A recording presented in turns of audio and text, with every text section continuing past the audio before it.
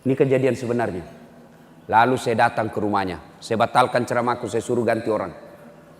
Menangislah ini di depan jenazah suaminya. Saya bilang, mana anaknya, teleponnya, mari saya telepon. Dia kasihlah nomor telepon anaknya yang pengusaha di Samarinda. Pengusaha, banyak duitnya. Saya telepon anaknya, Tabek Pak, ada berita duka, meninggal bapak tak. Apa dia bilang? Oh, sudah lama memang sakit itu bapakku. Saya bilang, jadi bagaimana Deng? Ditunggu ki atau apa? Apa dia bilang? Sudahlah Ustadz, biar saya pulang tidak merubah keadaan. Biar saya pulang tidak hidup lagi bapakku. Banyak pekerjaanku di sini. Begini saja Ustadz.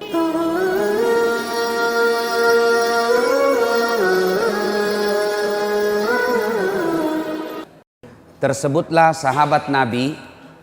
Sahabat Nabi itu artinya hidup sesaman dengan Nabi, ketemu dengan Nabi, beriman kepada Nabi, dan matinya pun tetap beriman kepada Nabi. Itu namanya sahabat. Ya, ada orang ketemu dengan Nabi, tapi tidak beriman dengan Nabi. Itu tidak sahabat. Siapa? Abu Lahab. Ketemu sama Nabi itu, berkaul sama Nabi, bahkan pamannya Nabi. Tapi tidak beriman sama Nabi, tidak boleh disebut sahabat. Bapak-bapak tidak usah lihat ini nanti dibagi-bagi kalau cukup. Ini memang ya. Ada juga orang ketemu dengan Nabi, bergaul dengan Nabi, beriman dengan Nabi, tapi matinya tidak beriman dengan Nabi. Dek capuri deceng. Berakhir dengan kafir, tidak bisa disebut sahabat. Siapa? Abdullah bin Ubay. Dia beriman sama Nabi, sahabat dengan Nabi, bertemu dengan Nabi, tapi terakhirnya murtad, keluar dari Islam. Tidak boleh disebut sahabat. Yang disebut sahabat, ketemu dengan Nabi, bergaul dengan Nabi, beriman kepada Nabi, matinya pun tetap beriman kepada Nabi. Ini tidak banyak. Sahabat ini bernama Alqamah. Bagus ibadahnya. Di mana Nabi dakwah ada di depan. Kalau Nabi berjamaah di belakang ada Alqamah. Tapi anehnya ketika sakaratil maut tidak bisa syahadat. Dibimbing oleh Bilal, la ilaha illallah. Alqamah cuma bilang la, tidak, kaku bibirnya. Bilal lapor sama Nabi, ya Rasulullah, Alqamah madang ideknya oleh mas syahadat. Alqamah sakaratil maut tidak bisa syahadat. Tolong Anda doakan. Nabi bersabda, kenapa bisa? Nabi sekali agamanya itu, kok bisa? Didoakan oleh Nabi, tetap tidak bisa. Nabi lalu bertanya, ada yang tahu rumahnya bapaknya? Sudah meninggal ya Rasul. Kau pergi cari mamanya. Pasti ada dosanya sama mamanya ini. Pergi cari mamanya. Cari, ketemu. Bilal berkata, Bu, sakaratil maut kodong itu anak, tak bisa syahadat. Mungkin ada dosanya sama ibu. Apa Nabi bilang ibunya? Ada apa mi? Kurang ngajar memang itu anak. Setengah mati aku hamilkan. Masya Allah. Pernah kirasakan hamil? Pernah Pak? Oh itu di belakang itu. Itu bedek kalau hamil orang dah ada enaknya. Coba lihat orang hamil. Jalan aja setengah mati. Duduk itu nggak bisa duduk masuleka. Pakai standar samping. Iya toh? Tidur. Baik. Pernah lihat ibu hamil tidur tengkurap. Mopang. Nggak bisa. Bapak, bagaimana rasanya hamil nih Pak? Mau ki rasakan, ambil ki kelapa, kasih masuk 1 biji di perut tak. Dengan sabuk-sabuknya, kemana-mana bawa. Itu ibu-ibu kemana-mana kan dia bawa. Setengah mati, tidur tidak ada enaknya. Menghadap ke kanan poso, menghadap ke kiri sesak napas. 1 jenaknya gaya pasrah. Coba, Kalau kita laki-laki menderita, paling menderita kalau ngidam istrinya. Pernah ada bapak-bapak, Ustaz apa doanya supaya berhenti ngidam? Saya bilang, apa ngidamnya istri? Dia bilang, nanti dia bisa tidur kalau dia lihat saya di atas lemari duduk. Mulai berhenti kok, nakas bodoh-bodoh kok itu. Jadi kalau istrinya mau tidur jam 9, setengah 9 naik di atas lemari. Seperti ini saya kasih. Dia bilang ini, setengah mati aku hamilkan, setengah hidup aku lahirkan. Coba lihat ibu-ibu kalau melahirkan. Ada enggak ibu-ibu melahirkan senyum? Ada ibu-ibu melahirkan senyum? Tidak. Bu. Toba mak. Toba mak. 5 bulan kemudian nih hamil misalnya. Setengah mati aku hamilkan, setengah mati ku lahirkan. Setelah ada istrinya, lebih sayang istrinya dari saya. Bu, lihat itu anakmu. Tidak bisa. Tidak selamat ini kalau ibu tidak maafkan. Tidak mau saya Rasul, kurang ngajar biar saya narasa. Kalau begitu kata Nabi, jalan satu-satunya supaya selamat ini anaknya ibu, saya harus bakar. Silakan. Saudara-saudara sekalian kata Nabi, kumpulkan kayu. Kumpul kayu. Kumpul kayu. Nyalakan. Nyala. Begitu nyala ditanya lagi, Bu betul tidak mau maafkan? Saya tidak mau maafkan. Kata Nabi, lebih baik saya bakar api dunia daripada apinya neraka. Itu api neraka Pak. Jangan coba-coba. Ini bapak-bapak yang anggap enteng api neraka. Kan ada tong itu biasa bilang, wita topina witai. Api neraka itu Pak kata Nabi, 69 panasnya api di dunia, baru sama panasnya api neraka. 69 kali. Api dunia Pak, 69 kali. Itu bahkan paling ringan apinya neraka. Kata Nabi, diletakkan kerikilnya neraka di kakinya, paling ringan. Letakkan kerikilnya neraka di kakinya, saking panasnya mendidih sampai ke otaknya. Itu yang paling ringan. Jadi kalau bapak-bapak mau bayangkan api neraka, coba maki ambil ki api, nyalakan kompor gas, kasih masuk. Tangan tak. Kalau bapak merasa ringan, aman. Tapi kalau baru api rokok lompat maki, oh hati-hati kok cikali. Hati-hati. Api neraka itu kan ada 4 tingkatan. Api yang Allah ciptakan itu ada 4 tingkatan. Tingkatan pertama, api yang warna merah. Ini apinya para perokok. Coba lihat kalau merokok. Kayak orang bodoh-bodoh. Apa kerja itu? Isap buang. Beleng-beleng. Sekali-kali isap, kunyah. Nah, masa kamu itu saja nak kerja 10 menit beleng-beleng. Ada merokok di sini?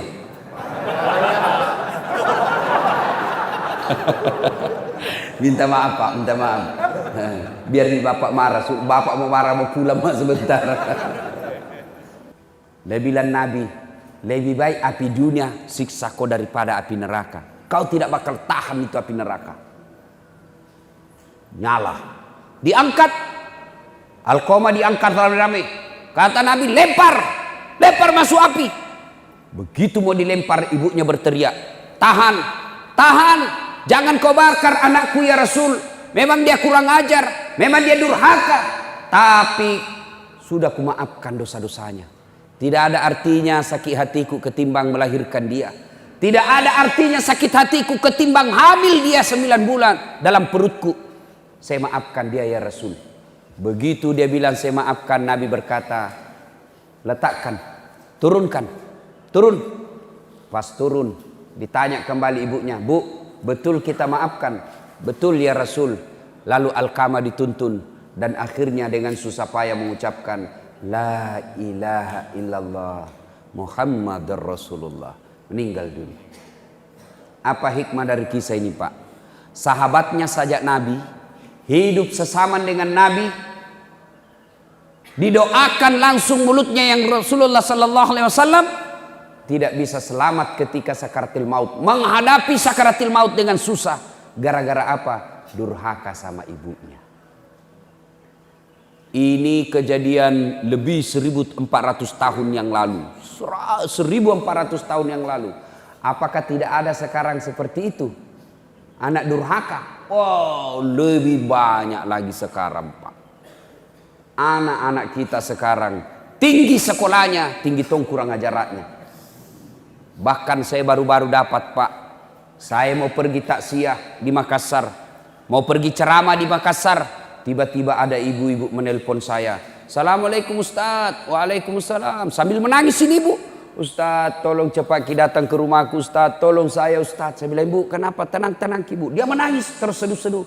Kenapa ibu? Dia bilang, tolong Ustadz, meninggal suamiku, tidak tahu kamu urus bagaimana Ustadz. Mana anak-anaknya? Tidak ada anak-anakku Ustadz, sibuk semua Ustadz. Saya sudah telepon, tidak ada yang bisa datang. Ini kejadian sebenarnya. Lalu saya datang ke rumahnya. Saya batalkan ceramahku, saya suruh ganti orang. Menangislah ini bu di depan jenazah suaminya. Saya bilang, mana anaknya, teleponnya, mari saya telepon. Dia kasihlah nomor telepon anaknya yang pengusaha di Samarinda. Pengusaha, banyak duitnya. Saya telepon anaknya. Tabe Pak, ada berita duka, meninggal bapak tak. Apa dia bilang? Oh, sudah lama memang sakit itu bapakku. Saya bilang, jadi bagaimana Deng? Ditunggu ki atau apa? Apa dia bilang? Sudahlah Ustadz, biar saya pulang tidak merubah keadaan. Biar saya pulang tidak hidup ini lagi bapakku. Banyak pekerjaanku di sini. Begini saja Ustadz, tolong kirim SMS-kan nomor rekening tak. Semua biaya pemakaman dan pengurusan jenazah bapakku kita yang ngatur. Coba, kaya ini anaknya, tinggi sekolahnya. Tapi karena tidak dididik agama dengan baik, seperti ini kejadiannya. Nauzubillah min zalik. Saya baru-baru pulang dari Jepang. Saya kaget itu Jepang Pak. Hampir setiap rumah ada anjingnya. Dan itu dipelihara anjing lebih mahal biayanya daripada anak yatimnya Indonesia. Ada restoran itu khusus kasih makan anjing. Datang itu warga Jepang, datang ke situ hanya untuk kasih makan anjingnya. Adalah saya tanya karena dia punya 4 anjing. Saya tanya, kenapa ndak ada anakmu ikut? Nah bilang, ndak ada anakku. Padahal ada istri, suami istri. Kenapa ndak bikin anak? Kenapa anjingku pelihara? Apa nak bilang? Kalau anjing saya pelihara, meskipun uangku keluar, paling tidak jadi hiburan buat saya. Sampai tua saya bisa main-main sama anjingku. Kalau anak setengah mati ku lahirkan, tua, nah kasih masuk ke panti jompo. Nggak ada gunanya pelihara itu anak. Coba. Kalau bapak tidak didik agama dengan baik anak tak, tunggu mi. Nah kasih begini ki juga. Pak, ibu bapak yang saya muliakan. Ini yang saya ingin sampaikan. Pentingnya kita didik agama tak Pak. Didik itu agama anak-anak tak. Apakah salah kalau dia anggota DPR? Tidak. Bagus kalau dia jadi anggota DPR. Tapi kalau tidak bagus agamanya, tidak ada gunanya nanti itu anak tak ketika kita mati. Apakah tidak bagus anak tak sekolah tinggi-tinggi, profesor, dokter? Bagus kalau anak tak tinggi sekolahnya. Tapi kalau tidak bagus agamanya, tidak ada semua gunanya itu gelarnya untuk kita nanti kalau mati. Apakah jelek kalau anak kita jadi pemborong kontraktor? Bagus kalau anak kita jadi pemborong kontraktor supaya dia kaya. Tapi kalau tidak bagus agamanya, tidak ada gunanya semua itu pemborong kontraktor. Nah, sekarang kenapa anak tak salah? Kenapa anak kita sekarang makin tinggi sekolahnya, makin tinggi kelasnya? Bandingkan zaman kita kecil dulu. Jangankan bicara kasar sama orang tua. Ipole wajo-wajona tomato tak pimali Pak. Mau ki lewat depannya orang tua tak boleh kalau ada tamunya. Kalau ada tamunya bapak kita lewat, nah kasih bolak matanya. Lari maki. Sekarang kasih boleh mata tak Pak. Apa nak bilang anak tak? Kenapa mata tak Pak? Nah sekarang pertanyaan. Bagaimana cara mendidik anak? Silakan baca buku pedoman pendidikan anak. Silakan baca hasil-hasil riset orang-orang modern. Silakan baca majalah buku tentang cara mendidik anak. Tapi bapak keliru dan sesat kalau tidak membuka Quran mendidik anak. Itu ada dalam Quran. Ada yang tahu? Seorang manusia biasa, bukan nabi, bukan rasul, tapi jago dalam mendidik anaknya, hebat dalam mendidik anaknya. Akhirnya dikasih nama surah dalam Al-Quran karena hebatnya dalam mendidik anaknya. Ada yang tahu siapa dia? Siapa? Angkat tangan, saya kasih hadiah. Siapa? Luqmanul Hakim, bapak dapat hadiah. Ini hadiah Pak, silakan, silakan. Ini uang barakah. Ambil. Ada juga sebut di sana tadi Luqmanul Hakim, tapi jauh, tidak dapat hadiah. Itu hikmahnya Pak, kalau dengar ceramah dekat-dekat Pak, dapat uang. Itu hikmahnya. Namanya Luqmanul Hakim. Diabadikan dalam Quran karena dia hebat dalam mendidik anaknya. Bagaimana Luqmanul Hakim mendidik anaknya? Yang pertama dia didik anaknya apa? Ya bunayya, la tusrik billah. Wahai anakku, jangan kau menserikatkan Allah.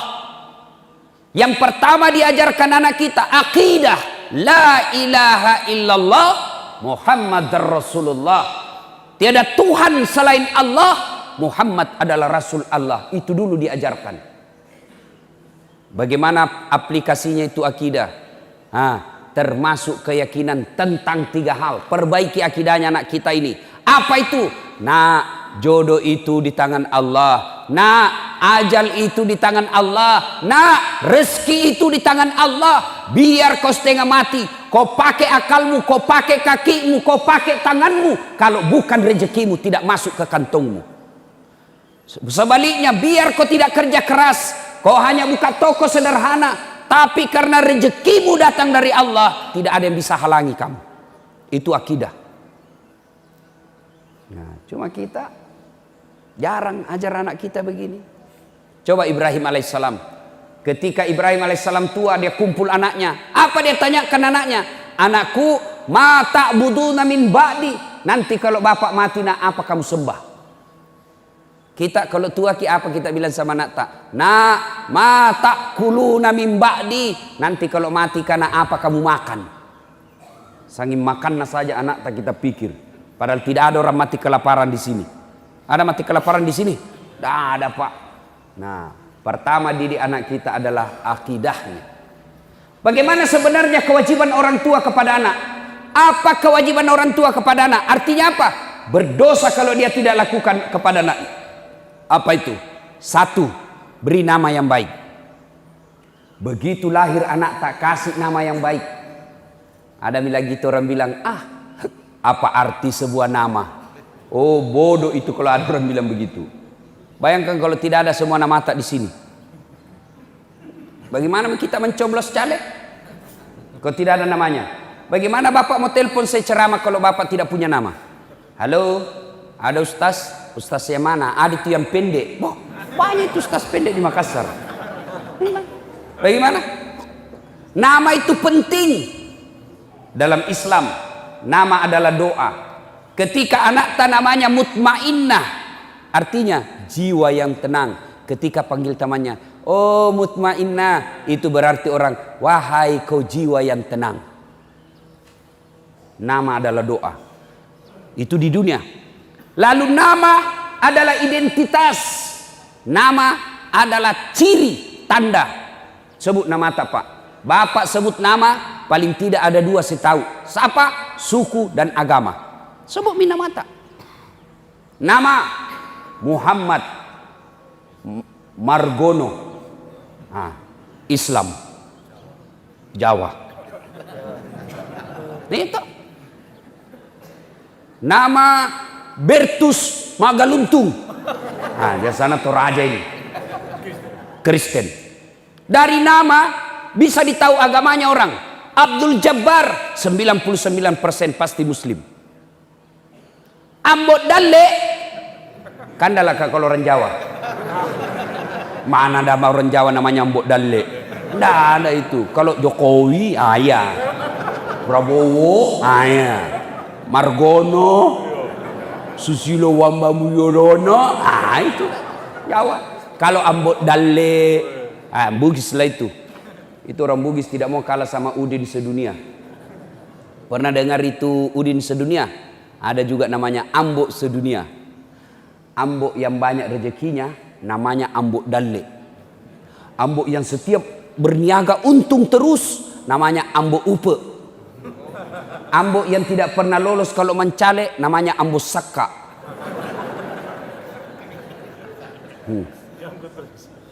Ambo yang umurnya panjang, ambo tuo. Ambo yang banyak di bengkel, ambo tang. Ambo yang penjual berlian, ambo intang. Itu orang Bugis itu, Pak. Nama. Lalu apa kaitannya juga di akhirat kelak? Nama di akhirat kelak itu tujuannya apa? Ketika kita dikumpul di padang mahsyar, kan diadili satu-satu orang, Pak. Pernah rasakan mencoblos atau ngantri bayar listrik? Lama kita menunggu toh? Padahal itu masih di dalam ruangan. Ada AC-nya, loketnya ada 4. Masih lama kita menunggu. Bagaimana nanti kalau kita diadili dari Adam sampai kiamat dunia? Berapa miliar manusia satu loket? Dari Adam sampai kiamat satu loket. Kenapa satu loket? Hanya satu Tuhan yang adili kita. Maka dipanggil kita satu-satu. Di sini fungsinya nama yang baik. Siapa dulu dipanggil? Nenek saya duluan mati? Belum tentu. Siapa? Nama-nama Islam dulu. Abdul Jabbar, Abdul Rahman, Umar bin Khattab, Tariq Husler, Das'at Latif. Nah, itu dulu dipanggil. Fatimah, Mutmainnah, Aisyah. Nah, itu dulu dipanggil. Nama-nama Islam dulu. Joni, Tony, Ningsi, Nining, Joko. Di belakang kok. Dipanggil juga, Pak. Dipanggil juga, tapi di belakang. Dipanggil juga, Bapak dipanggil, tapi di belakang. Maka celakalah orang yang namanya tidak diislami, Pak. Makanya orang tua kewajibannya kasih nama yang baik. Ada kawan saya, bagaimana namaku? Dicari di Quran tidak ada. Dicari di Injil tidak ada. Dicari di Taurat tidak ada. Dicari kitab Sabur tidak ada. Di mana didapat namanya? Kitab Lontara. Siapa namanya? Ternyata Andi Sumang Alam. Di kitab Lontara didapat itu. Bagaimana kita Ustadz yang sekarang? Nama kita sudah tidak Islam, dulu kita tidak tahu. Islamkan nama kita dengan cara apa? Tambah nama Muhammad di depannya. Coba. Bapak ingat sejarahnya almarhum Bapak Pembangunan Indonesia. Siapa namanya? Dulu sebelum haji namanya Soeharto. Pergi tanah suci. Raja waktu itu sahabat beliau rajanya Raja Saudi. Dia lihat, wah ini Soeharto setengah mati nih di akhirat nanti. Terlambat dia dipanggil nanti nih. Maka diislamkanlah namanya menjadi Haji Muhammad Soeharto. Bapak yang sudah terlanjur namanya Ambot Tang, kasih di situ Haji Muhammad Ambot Tang. Kalau perempuan, cintailah seperti istri para nabi, tambah Siti di depannya. Mengislamkan. Niatkan itu. Karena dulu kita tidak tahu. Ada kekeliruan ibu-ibu ini sekarang. Apa itu? Dia ganti namanya bapaknya setelah menikah. Itu haram. Tak boleh itu. Ini kita ikut-ikut budaya Eropa. Misal, istri namanya Naurah. Bapaknya namanya Nasrun. Bagusnya namanya Naura Nasrun. Tapi setelah dia menikah, biasanya kita ini. Setelah menikah, dia ganti namanya bapaknya menjadi nama suaminya. Setelah menikah nama suaminya Das'at Latif. Maka dia gantilah namanya menjadi dari Naura Nasrun menjadi Naura Das'at Latif. Haram. Bahkan hadis yang diriwayatkan oleh Muslim dijelaskan, laknat Allah bagi mereka yang mengganti nama bapaknya di belakangnya. Laknat Allah. Kenapa tidak boleh Ustaz? Karena mengaburkan keturunan. Tidak ditahu. Jadi kalau misal itu kan Naura nama istri saya. Bapaknya nama Nasrun. Naura Nasrun. Tidak boleh menjadi Naura Das'at Latif. Tidak boleh. Kenapa? Begitu lahir namanya anakku. Saya kasih nama Nasirah Das'at Latif. Berarti saudara sama mamanya. Sama-sama Latif di belakang. Das'at Latif di belakangnya. Tidak boleh. Pernahkah Bapak dengar nama Khadijah diganti namanya di belakangnya Nabi Muhammad di belakang? Tidak. Khadijah tetap disebut Khadijah binti Khuwailid. Aisyah binti Abu Bakar Siddiq. tidak boleh ganti-ganti nama suami itu. Boleh nama suami di belakang dengan catatan tambah kata. Misalnya Naura Nasrun, istrinya Dasat Latif. Boleh. Boleh. Jangan ikut-ikut, Pak. Nah, ibu bapak, saudara-saudara sekalian, kasih nama yang baik. Yang kedua, kewajiban orang tua, cara mendidik anak, kewajiban yang kedua. Setelah kasih nama yang baik, yang kedua, didik. Didik. Bagaimana cara mendidik anak? Cari tadi, buka Al-Quran. Surah Luqman ayat 16 dan seterusnya. Cara mendidik anak, kasih contoh yang baik. Biasanya kita tidak kasih contoh yang baik. Anak tadi larang merokok, baru kita merokok. Awas ku dapat kau merokok, saya kasih rokok kau itu dengan bungkusnya. Marah-marah, jangan, memang kalau ku dapat kau merokok. 10 menit kemudian dia bilang, nak, kau belikan nggak dulu rokok. Toa kajili-jili. Apa? Kau larang anakmu merokok, baru kau merokok di depannya. Bagaimana ceritanya? Ada yang merokok di sini kah?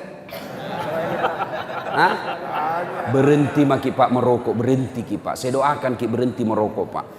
Nah bilang baik itu rokok Ustadz. Kalau bapak bilang baik itu rokok, panggil anak tak sama istri tak pagi-pagi minum kopi, suruh juga merokok di depan tak. Kalau kita bilang baik, ya. Tapi sebenarnya itu Pak, rokok itu tidak merusak. Insya Allah tidak merusak itu rokok Pak. Yang penting jangan ketemu api. Silakan pegang maki saja. Ini yang penting jangan bakar. Tidak merusak itu. Yang penting tidak ketemu api. Nah, kalau sudah ketemu api rusaklah itu Pak. Ada lagi yang bilang, tidak bisa Kak kalau tidak merokok Ustaz, tidak jalan otakku, bale-bale kok. Buktinya Ramadan jalan di otakmu. Berhentilah merokok Pak. Yang merokok tabung itu pembeli rokok Pak, pergi umroh sama Ustaz Dasat. Itu lebih manfaat daripada bakar. Tidak ada gunanya. Nah, satu didik anak. Nah, yang kedua maksud saya, tadi kewajiban orang tua kasih nama. 2, didik. Kasih contoh yang baik. Itu orang tua saya Bu, mamaku, sarjana. Saya ingat betul Pak Bupati, waktu ku masih sekolah, karena dulu di rumahku waktu saya SD SMP tidak ada lampu. Jadi hanya terbatas yang punya lampu di kampung. Maka saya pergi belajar kelompok. Apa yang terjadi kalau saya belajar kelompok? Itu mamaku natunggui Kak di bawah rumah, padahal anaknya laki-laki. Kalau saya belajar dari jam 7 sudah isya sampai jam 9 di bawah rumahnya itu orang menunggu Pak, padahal anaknya laki-laki. Kita anak tak perempuan pergi les dibiarkan begitu saja. Begitulah cara mendidik anak. Yang ketiga, kewajiban orang tua. Berdosa kalau dia tidak lakukan. Kasih nama, didik. Yang ketiga, kasih makan. Soal makan jangan makin cemas. Tapi orang tua sekarang makannya dia anaknya nak cemaskan. Tidak nak cemaskan agamanya. Makan jangan makin cemas. Ada yang mati kelaparan di sini? Tidak ada. Selalu saya kasih contoh. Bapak tahu cicak? Tahu cicak? Apa namakan itu cicak? Apa? Nyamuk. Masuk akal enggak? Masuk akal cicak makan nyamuk? Satu terbang, satu di dinding. Bagaimana caranya? Enggak masuk akal. Tapi apa kata lagu? Lagu-lagu dulu. Cicak-cicak di dinding, diam-diam merayap datang. Cicak yang datang, nyamuk yang datang. Datang seekor nyamuk. Tidak Nabi bilang cicak lompat ke nyamuk. Tidak, jatuh kasihan kalau dia lompat. Cicak, nyamuk datang ke mulutnya. Hak. Lalu ditangkap. Nyamuk itu Pak, perintah Allah ya masuk ke perutnya. Masuk ke mulutnya cicak. Itu cicak, tidak sarjana. Tidak ada tanahnya, tidak pernah cemas soal rezeki. Allah yang ngatur. Maka bapak-bapak, ibu-ibu jangan makin cemas soal perutnya anak. Saya Pak, kalau dilihat pekerjaannya bapakku, tidak mungkin anaknya bisa sekolah tinggi-tinggi. Petani penggarap, sawahnya orang dia kerja Pak. Tahu kan bapak namanya petani penggarap? Sawahnya orang dikerja, naik 5 karung, 4 karung untuk yang punya sawah, 1 karung untuk bapakku, 14 anaknya. Masuk akal enggak? Yang heran bagus itu kalau banyak anak. 14. Bayangkan kalau 14. Mamaku sekarang tiap bulan 14 juta dia terima satu bulan. Dari mana? Dari semua anaknya yang 14. 1 juta satu orang. Nah bilang mamaku sekarang, coba ku tahu dulu begini, ku tambahi anakku. Sekarang kita 1 ji anaknya, 2 anak, 1 tenggelam, 1 nagigi buaya, habis mi. Coba kalau 14, 1 jadi bupati, 1 jadi sekda, 2 jadi anggota DPR, 4 jadi kontraktor, 2 jadi penghafal Quran, 1 jadi mubalik. Enaknya bapak hidup. Ya bapak. Bapak saudara-saudara sekalian, ya. Nah, didik, ya. Bapak saudara-saudara sekalian, yang keempat, kalau mau mendidik anak yang paling penting, doakan. Karena tanpa hidayah tidak dapat kita anak yang baik. Anak Nabi kalau tidak dapat hidayah, Nabi Nuh, anaknya Nabi tanpa dapat hidayah tidak. Maka mintalah kepada Allah. Doa meminta anak yang soleh itu pendek sekali. Hafal baik-baik Pak, catat ini di HP tak. Doanya, Rabbi habli minas solihin. Ya Allah, berikan hamba anak yang soleh. Rabbi habli minas solihin.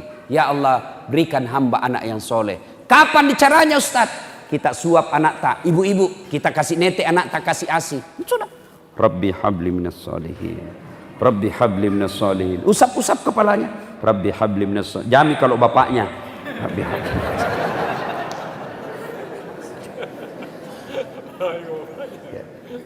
Makan anak tak, suap.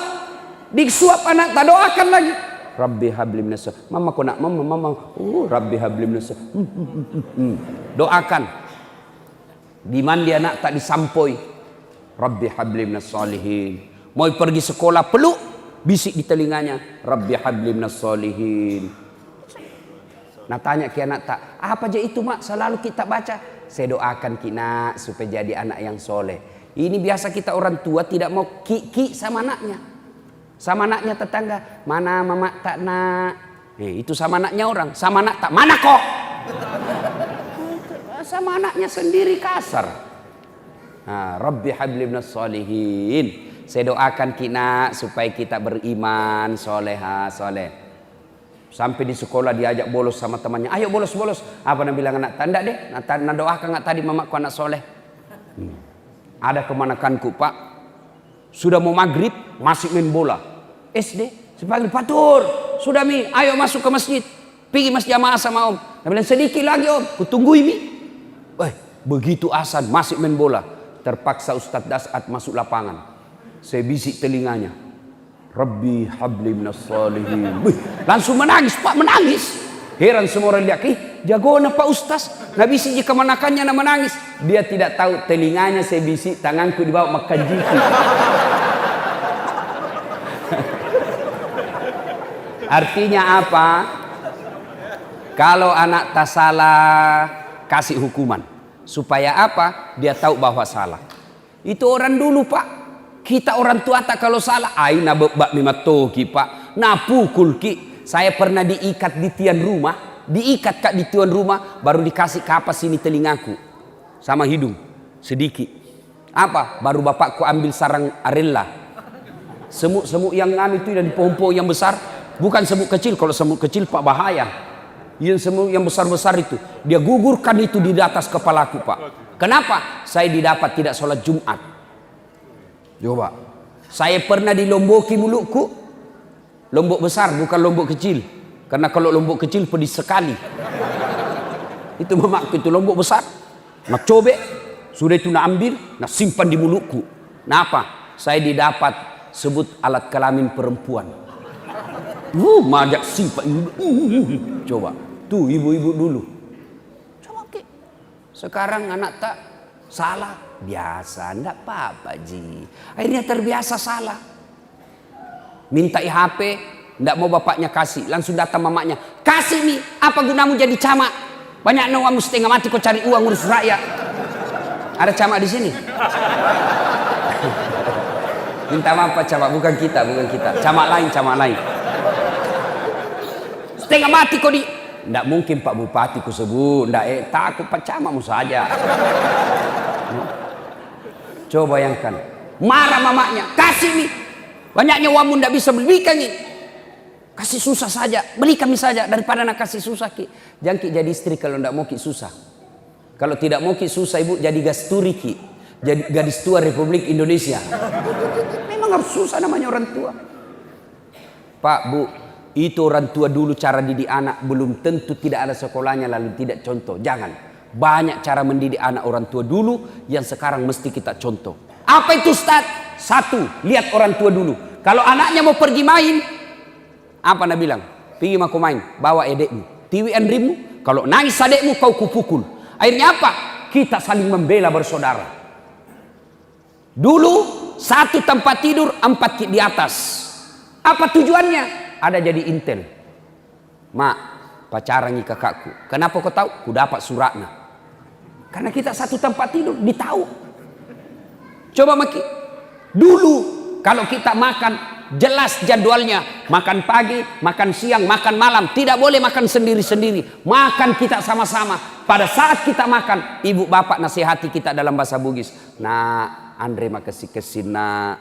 Ajak musesai. Itu orang tua-tua dulu. Sekarang anak-anak kita makan apa? Ambil nasi, ambil ikan, ambil sayur. Masuk di kamar masing-masing. Itu tidak bagus itu. Orang tua dulu. Coba orang tua dulu. Kalau kita minta uang langsung nak kasih. Tidak. Apa? Isi kobak mandi dulu. Pelko dulu itu tangga, baru dikasih. Untuk apa? Mengajar anak kita bahwa cari uang itu tidak gampang. Itu orang tua dulu Pak. Sekarang mulai hilang semua. Satu anak satu kamar. Satu anak satu TV. Satu anak satu handphone. Akhirnya sampai di rumahnya tidak pernah ketemu saudara. Masuk di rumah masing-masing pakai handphonenya. Tidak pernah ketemu saudaranya. Sampai di dalam video call sama temannya. Dia teleponlah temannya. Apa nak bilang cowoknya? Kasih kau pakai kau apa itu? Headset supaya tidak dengar mamamu di kamar. Pak mi. Nabila mi cowoknya dari sebelah video call. Lihat ke bedek kasih luar lidata. Sedikit lagi turun leher tak? Ya. Cek depi. Buka sedikit. Akhirnya apa? Anak tak terbiasa pornografi, ketemu hamil anak tak. Kita gagal mendidik anak. Tidak semua yang dulu-dulu itu jelek. Dulu-dulu itu mendidik anaknya tidak ada sekolahnya, tapi anaknya bisa jadi sukses. Kenapa kita sekarang gajinya suami tak jelas, ada mobil dinasnya, ada rumahnya baik, ada pengawal-pengawalnya. Kenapa kita tidak bisa mendidik anak kita? Nah, ini perlu kita evaluasi, renungkan kembali. Ibu bapak saudara-saudara sekalian, inilah saja tausiah kita pada taklim kita kali ini. Mudah-mudahan ada manfaat. Terima kasih Pak Bupati. Luar biasa nih Pak Bupati. Ya, datang sholat subuh berjamaah dengan masyarakatnya. Dan luar biasa lagi di masjid. Berapa mi masjid ku datangi sholat subuh Pak? Ini rame betul. Tiap hari begini nih Pak? Tiap hari? Luar biasa. Kalau ada Pak Bupati luar biasa, penuh jamaah. Bagaimana kalau tiap hari Pak Bupati datang, maka ramilah masjid semua. Insyaallah. Kita doakan Pak Bupati sehat walafiat. Ya, ada salam juga dari Pak Wakil Bupati. Beliau mau hadir sebenarnya tapi tiba-tiba harus ke Makassar karena ada acara di Makassar yang tidak bisa diikuti Pak Bupati. Ya Pak Bupati wakilkan, namanya wakil lah. Kau wakili saya lah, namanya wakil. Inilah tausiah kita, mudah-mudahan ada manfaat. Ya, sebelum kita akhiri, mari kita kirimkan suratul Fatihah kepada Rasulullah Muhammad SAW. Khasiat dan keutamannya kita ikhlaskan untuk ikhlaskan bapak saya. Ila hadratin Nabi Mustafa Muhammad SAW. Summa hususil ruhil almarhum Abdul Latif bin Syabwa. Al-Fatihah.